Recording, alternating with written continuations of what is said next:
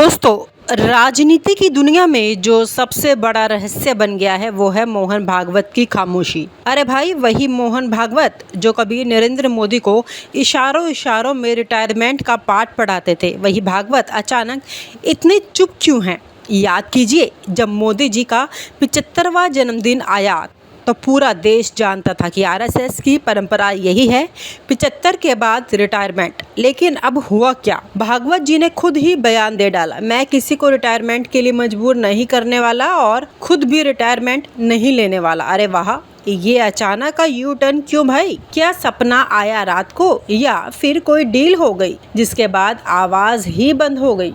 Social media पर लोग कहने लगे ये कोई साधारण खामोशी नहीं है, ये वही खामोशी है जिसमें पूरा सिस्टम पलट जाता है। भागवत जी जो पहले मोदी जी पर लगातार दबाव डालते रहे, वही अब मोदी जी के सुर में सुर मिला रहे हैं। अंदर की खबरें कहती हैं कि अब आरएसएस और बीजेपी के बीच कोई बड़ा समझौता हो चुका है और इस समझौते के पीछे वही पुराना चेहरा दत्तात्रेय होस बोले। जी हाँ, वही होस बोले जो हमेशा मध्यस्थ की भूमिका निभाते हैं। लोग तो उन्हें आरएसएस और बीजेपी का डील मास्टर कहने लगे हैं।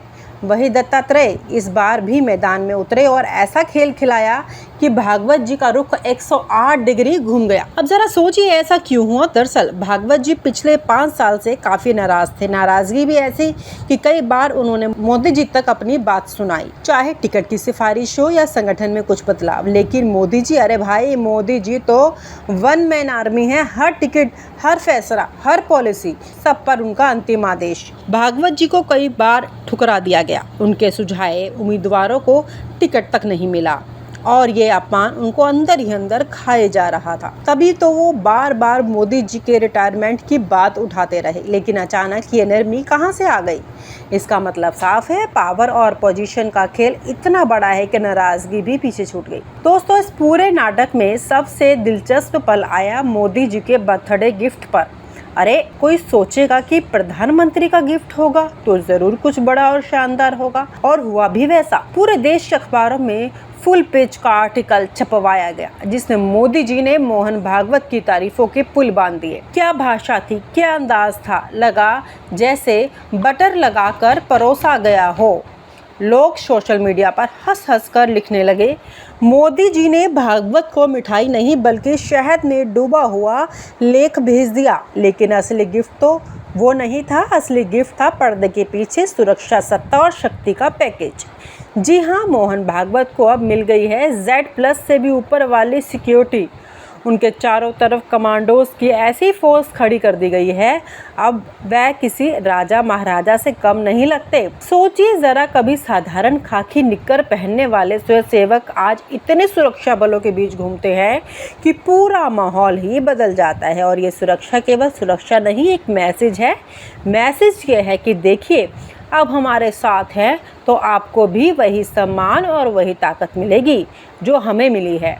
यही वजह है कि भागवत जी का तेवर अचानक नरम पड़ गया। अब उन्हें सत्ता के केंद्र से दूर रहने का डर सताने लगा है। दरअसल आरएसएस भी अब वैसी मासूम संस्था नहीं रह गई जैसे पहले हुआ करती थी। अब तो वह संगठन भी सत्ता, पद और पैसे की चमक में डूब चुका है। बीजेपी के साथ रहते रहते इसकी भी आदत बदल गई है। अब आरएसएस को भी मंत्रियों में अपनी हिस्सेदारी, पदों पर अपने लोग और फंडिंग में हिस्सेदारी चाहिए। और अब ये सब चाहिए तो मोदी जी से टकराना ठीक नहीं। मोदी जी आज की तारीख में सत्ता की चाबी है, तो वो भागवत जी को समझ आ गया है। झगड़कर बाहर होने से अच्छा है डील करके साथ रहो, और डील अब खुलकर सामने आ रही है। दोस्तों सोचिए, ये वही मोहन भागवत हैं जो कभी कहा करते थे हम राजनीति से दूर हैं, हमारा काम समाज निर्माण है। और आज वही भागवत सत्ता के गलियारों की गंध से इतने प्रभावित हो गए हैं, अपनी ही बातों में पलट गए हैं। आप कोई पूछे, क्या यही आशीर्वाद था? क्या यही नैतिकता थी? या फिर ये केवल मंच पर कहने की बातें थी? जनता तो अब ये सब देखकर हंस रही है और कह रही है, भागवत जी भी अब उसी खेल का हिस्सा बन गए हैं जिसमें कुर्सी ही धर्म है और सत्ता ही सत्य है। और हाँ, मोदी जी भी इस खेल में किसी से पीछे नहीं। उन्होंने न केवल भागवत को सुरक्षा सम्मान दिया, बल्कि यह भी सुनिश्चित कर दिया है कि आरएसएस के बड़े नेताओं को समय समय पर पद और फायदे मिलते रहेंगे। दत्तात्रेय होसबोले जैसे लोग यही बैलेंस बनाने में लगे हैं। यही वजह है कि इस बार का यू टर्न इतना बड़ा और अचानक आया और सोशल मीडिया पर लोगों ने मजाक उड़ाते हुए लिखा, ये यू टर्न नहीं बल्कि यू प्लस टर्न है, क्योंकि सुरक्षा भी प्लस और फायदा भी। आखिरकार ये कहानी हमें यही सिखाती है कि राजनीति में ना कोई स्थायी दोस्त होता है, ना कोई स्थायी दुश्मन होता है। स्थायी अगर कुछ होता है तो वो है सत्ता का मोह। भागवत जी और मोदी जी की इस डील ने साफ कर दिया है कि अब आरएसएस भी सत्ता की गाड़ी में वीआईपी सीट पर बैठना चाहती है, और मोदी जी वो तो इस गाड़ी के ड्राइवर हैं ही। अब देखना ये होगा कि इस गाड़ी का अगला स्टॉप कौन सा होगा, 2029 का चुनाव या फिर कोई और बड़ी डील। दोस्तों, राजनीति की दुनिया में जो सबसे बड़ा रहस्य बन गया है वो है मोहन भागवत की खामोशी। अरे भाई, वही मोहन भागवत जो कभी नरेंद्र मोदी को इशारों इशारों में रिटायरमेंट का पाठ पढ़ाते थे, वही भागवत अचानक इतने चुप क्यों हैं? याद कीजिए, जब मोदी जी का 75वां जन्मदिन आया तो पूरा देश जानता था कि आरएसएस की परंपरा यही है, 75 के बाद रिटायरमेंट। लेकिन अब हुआ क्या? भागवत जी ने खुद ही बयान दे डाला, मैं किसी को रिटायरमेंट के लिए मजबूर नहीं करने वाला और खुद भी रिटायरमेंट नहीं लेने वाला। अरे वाह, ये अचानक का यू टर्न क्यों भाई? क्या सपना आया रात को, या फिर कोई डील हो गई जिसके बाद आवाज ही बंद हो गई? सोशल मीडिया पर लोग कहने लगे, ये कोई साधारण खामोशी नहीं है, ये वही खामोशी है जिसमें पूरा सिस्टम पलट जाता है। भागवत जी जो पहले मोदी जी पर लगातार दबाव डालते रहे, वही अब मोदी जी के सुर में सुर मिला रहे हैं। अंदर की खबरें कहती हैं कि अब आरएसएस और बीजेपी के बीच कोई बड़ा समझौता हो चुका है, और इस समझौते के पीछे वही पुराना चेहरा दत्तात्रेय होसबोले। जी हाँ, वही होसबोले जो हमेशा मध्यस्थ की भूमिका निभाते हैं। लोग तो उन्हें आरएसएस और बीजेपी का डील मास्टर कहने लगे हैं। वही दत्तात्रेय इस बार भी मैदान में उतरे और ऐसा खेल खिलाया कि भागवत जी का रुख 108 डिग्री घूम गया। अब जरा सोचिए, ऐसा क्यों हुआ? दरअसल भागवत जी पिछले 5 साल से काफी नाराज थे। नाराजगी भी ऐसी कि कई बार उन्होंने मोदी जी तक अपनी बात सुनाई, चाहे टिकट की सिफारिश हो या संगठन में कुछ बदलाव। लेकिन मोदी जी, अरे भाई, मोदी जी तो वन मैन आर्मी है। हर टिकट, हर फैसला, हर पॉलिसी, सब पर उनका अंतिम आदेश। भागवत जी को कई बार ठुकरा दिया गया, उनके सुझाए उम्मीदवारों को टिकट तक नहीं मिला, और ये अपमान उनको अंदर ही अंदर खाए जा रहा था। तभी तो वो बार बार मोदी जी के रिटायरमेंट की बात उठाते रहे। लेकिन अचानक ये नरमी कहाँ से आ गई? इसका मतलब साफ है, पावर और पोजीशन का खेल इतना बड़ा है कि नाराजगी भी पीछे छूट गई। दोस्तों, इस पूरे नाटक में सबसे दिलचस्प पल आया मोदी जी के बर्थडे गिफ्ट पर। अरे, कोई सोचेगा कि प्रधानमंत्री का गिफ्ट होगा तो जरूर कुछ बड़ा और शानदार होगा, और हुआ भी वैसा। पूरे देश के अखबारों में फुल पेज का आर्टिकल छपवाया गया, जिसमें मोदी जी ने मोहन भागवत की तारीफों के पुल बांध दिए। क्या भाषा थी, क्या अंदाज था, लगा जैसे बटर लगाकर परोसा गया हो। लोग सोशल मीडिया पर हंस हंस कर लिखने लगे, मोदी जी ने भागवत को मिठाई नहीं बल्कि शहद में डूबा हुआ लेख भेज दिया। लेकिन असली गिफ्ट तो वो नहीं था। असली गिफ्ट था पर्दे के पीछे सुरक्षा, सत्ता और शक्ति का पैकेज। जी हाँ, मोहन भागवत को अब मिल गई है Z+ से भी ऊपर वाली सिक्योरिटी। उनके चारों तरफ कमांडोज की ऐसी फोर्स खड़ी कर दी गई है, अब वह किसी राजा महाराजा से कम नहीं लगते। सोचिए जरा, कभी साधारण खाकी निक्कर पहनने वाले स्वयंसेवक आज इतने सुरक्षा बलों के बीच घूमते हैं कि पूरा माहौल ही बदल जाता है। और ये सुरक्षा केवल सुरक्षा नहीं, एक मैसेज है।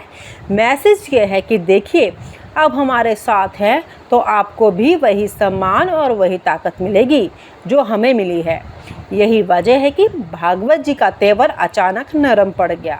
अब उन्हें सत्ता के केंद्र से दूर रहने का डर सताने लगा है। दरअसल आरएसएस भी अब वैसी मासूम संस्था नहीं रह गई जैसे पहले हुआ करती थी।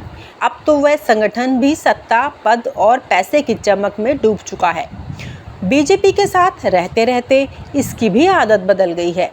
अब आरएसएस को भी मंत्रियों में अपनी हिस्सेदारी, पदों पर अपने लोग और फंडिंग में हिस्सेदारी चाहिए। और अब ये सब चाहिए तो मोदी जी से टकराना ठीक नहीं। मोदी जी आज की तारीख में सत्ता की चाबी है, तो वो भागवत जी को समझ आ गया है। झगड़कर बाहर होने से अच्छा है डील करके साथ रहो, और डील अब खुलकर सामने आ रही है। दोस्तों सोचिए, ये वही मोहन भागवत हैं जो कभी कहा करते थे हम राजनीति से दूर हैं, हमारा काम समाज निर्माण है। और आज वही भागवत सत्ता के गलियारों की गंध से इतने प्रभावित हो गए हैं, अपनी ही बातों में पलट गए हैं। अब कोई पूछे, क्या यही आशीर्वाद था? क्या यही नैतिकता थी? या फिर ये केवल मंच पर कहने की बातें थी? जनता तो अब ये सब देखकर हंस रही है और कह रही है भागवत जी भी अब उसी खेल का हिस्सा बन गए हैं जिसमें कुर्सी ही धर्म है और सत्ता ही सत्य है। और हाँ, मोदी जी भी इस खेल में किसी से पीछे नहीं। उन्होंने न केवल भागवत को सुरक्षा सम्मान दिया, बल्कि यह भी सुनिश्चित कर दिया है कि आरएसएस के बड़े नेताओं को समय समय पर पद और फायदे मिलते रहेंगे। दत्तात्रेय होसबोले जैसे लोग यही बैलेंस बनाने में लगे हैं। यही वजह है कि इस बार का यू टर्न इतना बड़ा और अचानक आया, और सोशल मीडिया पर लोगों ने मजाक उड़ाते हुए लिखा, ये यू टर्न नहीं बल्कि यू प्लस टर्न है, क्योंकि सुरक्षा भी प्लस और फायदा भी। आखिरकार ये कहानी हमें यही सिखाती है कि राजनीति में ना कोई स्थायी दोस्त होता है, ना कोई स्थायी दुश्मन होता है। स्थायी अगर कुछ होता है तो वो है सत्ता का मोह। भागवत जी और मोदी जी की इस डील ने साफ कर दिया है कि अब आरएसएस भी सत्ता की गाड़ी में वीआईपी सीट पर बैठना चाहती है, और मोदी जी वो तो इस गाड़ी के ड्राइवर हैं ही। अब देखना ये होगा कि इस गाड़ी का अगला स्टॉप कौन सा होगा, 2029 का चुनाव या फिर कोई और बड़ी डील। और आप हमसे जुड़े रहने के लिए सब्सक्राइब करें YouTube पर, फॉलो करें Twitter पर और लाइक करें Facebook पर। और ज्यादा जानकारी के लिए आपको टाइप करना होगा सिर्फ न्यूज़ नशा।